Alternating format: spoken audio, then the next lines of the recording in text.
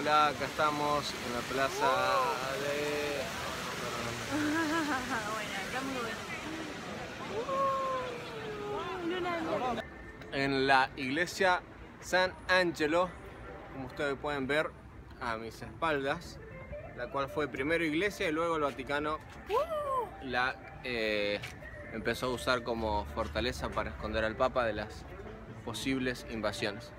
Alrededor nuestro del río, creo que se llama Tibis o algo así, y allá al fondo la cúpula aquella, la de San Pedro del Vaticano, que iremos algunos otros días. Chau, chau, chau. Un videito cortito para recordar nuestra entrada al Museo del Vaticano luego de tener que volver a entrar.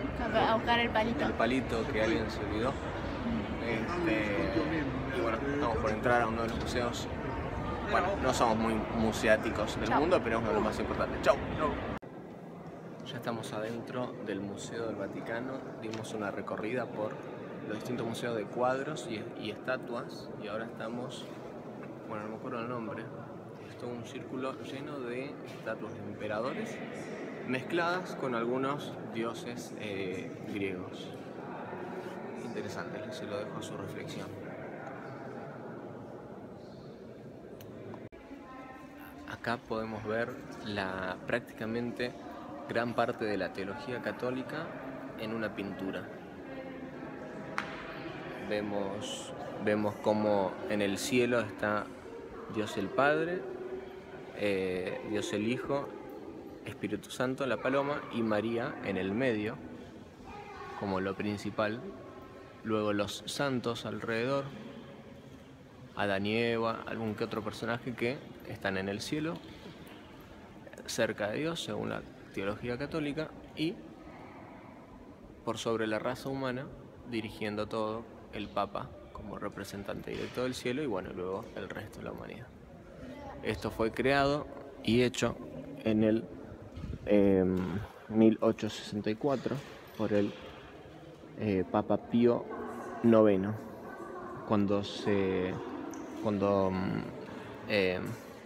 no sé cómo se dice, pero cuando la Inmaculada Concepción pasó a ser un dogma y relevante en la Iglesia Romana Católica.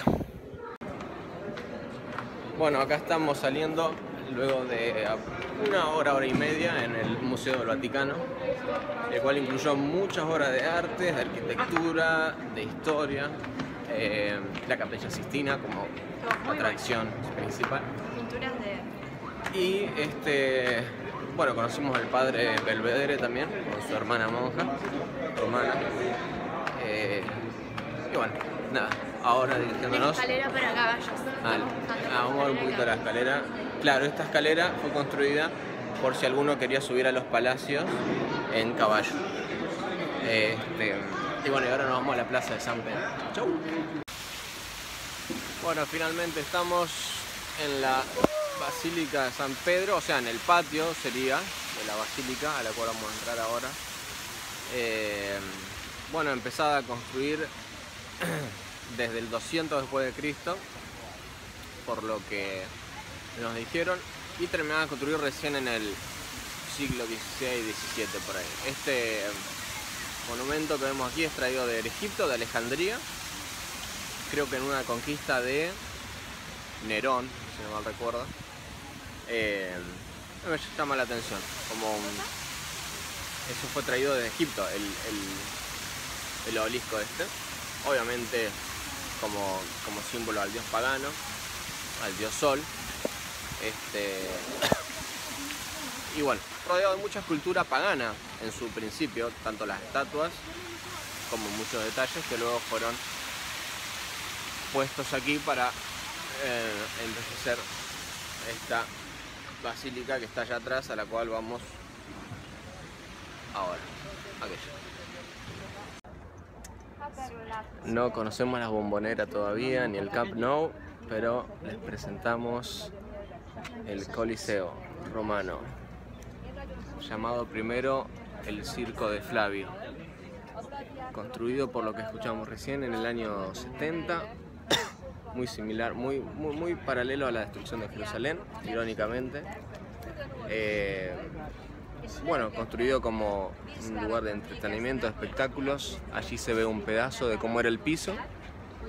El piso era de madera y arriba tierra y arena.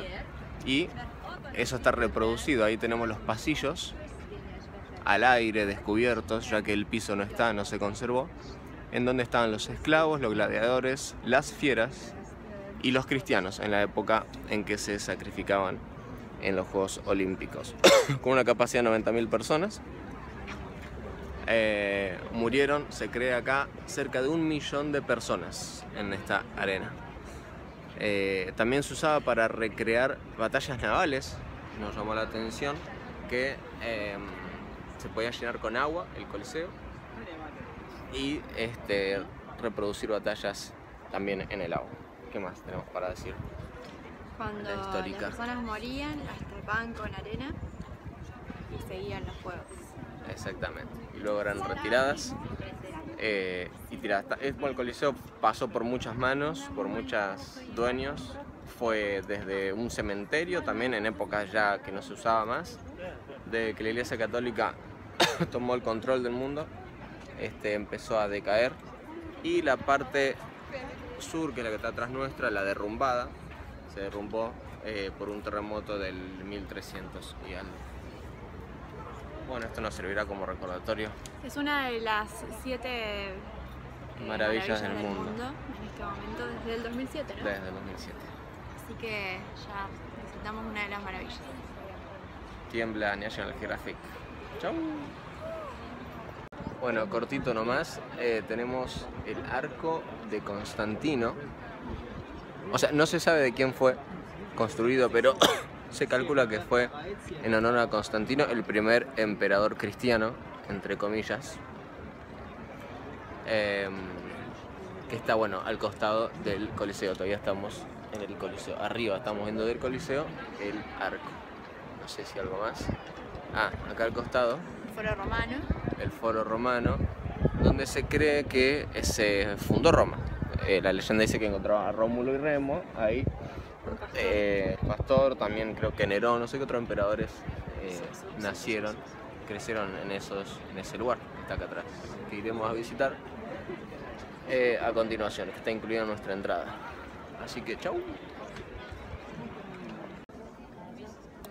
Estamos a la altura del piso, allá vemos al fondo el piso reconstruido. Y aquí los pasillos, no me acuerdo cómo era, laberinto, no me acuerdo qué nombre lo tenían, esta parte de abajo, underground, sorry, donde bueno, como decíamos, estaban la fiera, los, ¿cómo se llaman? Los gladiadores.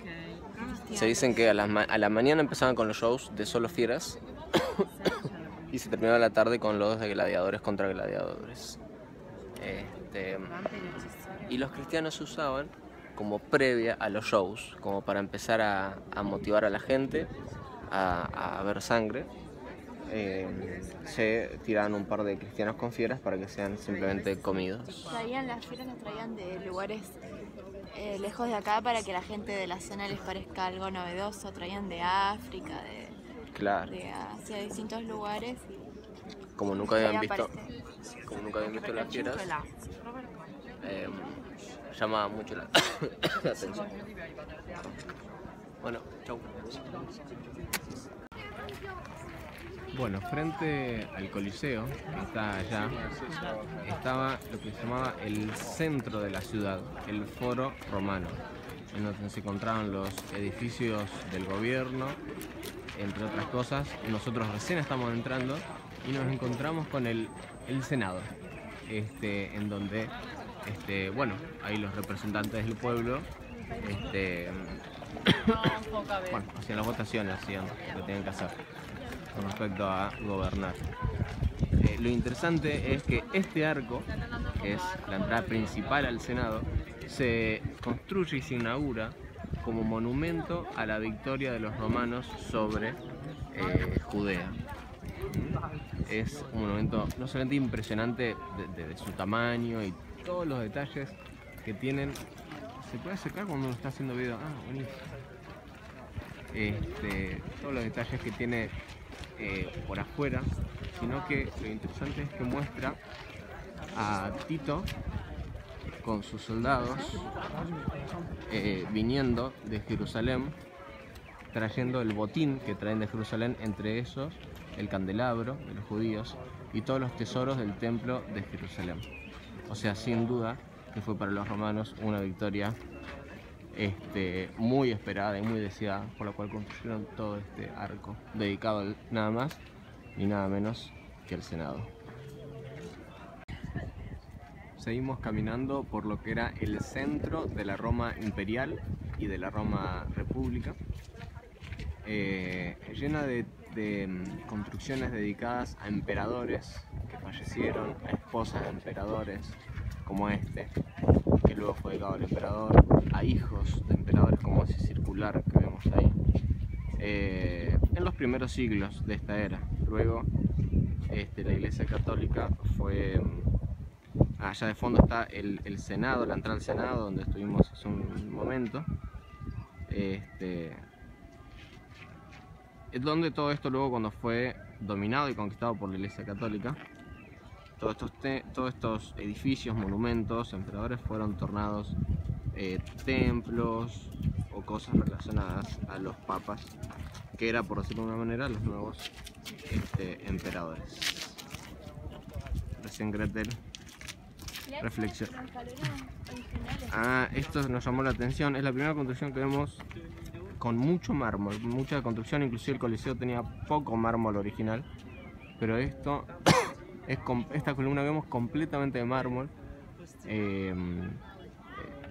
Nunca, digamos, pensamos que no iba a sorprender el mármol, todos lo conocemos, pero ver esto hecho de mármol, o sea, llama mucho la atención. Como que brilla más, qué sé yo, no sé cómo es, pero impacta el hecho de que sea de mármol.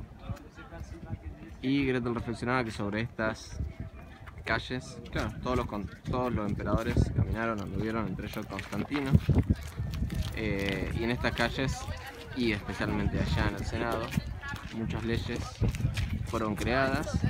El fundamento de todas las repúblicas, bueno, de muchas repúblicas hoy en día, fueron creadas en estas calles, y muchas tradiciones, como la de guardar el domingo, como el cambio de las leyes de día de reposo, fueron votadas y puestas en práctica por primera vez en estas calles. Bueno, atrás nuestro está el foro romano, que era en los siglos antes de Cristo, donde se reunía el emperador con algunos pocos políticos para tomar las decisiones. No queda mucho. No queda mucho, ¿no? Fue bastante saqueado y bueno, estamos bastante en el centro de todas las ruinas del antiguo centro romano, para que no se te vea. Rodeado de columnas, templos como hacemos hoy, y allá arriba un palacio que iremos más tarde. Chau. Secoli era originalmente constituita da lastre di travertino tenute insieme Bueno, yo traduzco mientras Gretel habla en italiano. Acá en el medio de esta especie de downtown, de centro romano, está la plaza que está acá enfrente, en la cual no había nada construido, en donde se juntaba todo el pueblo romano a escuchar la decisión del foro romano en un principio y luego del Senado allá arriba, allá atrás. Ahí está la tumba nada más y nada menos que de César, el famoso emperador tras el cual el resto de los emperadores también se decía César. Así que bueno, seguimos el recorrido. En la parte extrema del centro romano estaba el templo a Saturno, el templo más antiguo y más importante del centro de Roma, en donde se escondía y estaba el tesoro de Roma. Como verán, estamos en un extremo y allá al fondo está el otro extremo. Sabemos que todas las tradiciones, bueno, gran parte de las tradiciones al dios Saturno pasaron a ser de San Pedro cuando el imperio se cristianiza. Como diría ¿cómo se llamaba el actor de Ángeles y Demonios? No sé. Que es el mismo de Corre Forest. No me acuerdo. Bueno, ayer vimos la película y él decía que toda gran parte de las costumbres paganas del Imperio Romano se vistieron con un manto cristiano para poder atraer la mayor cantidad de personas, lo cual se ve acá en carne propia.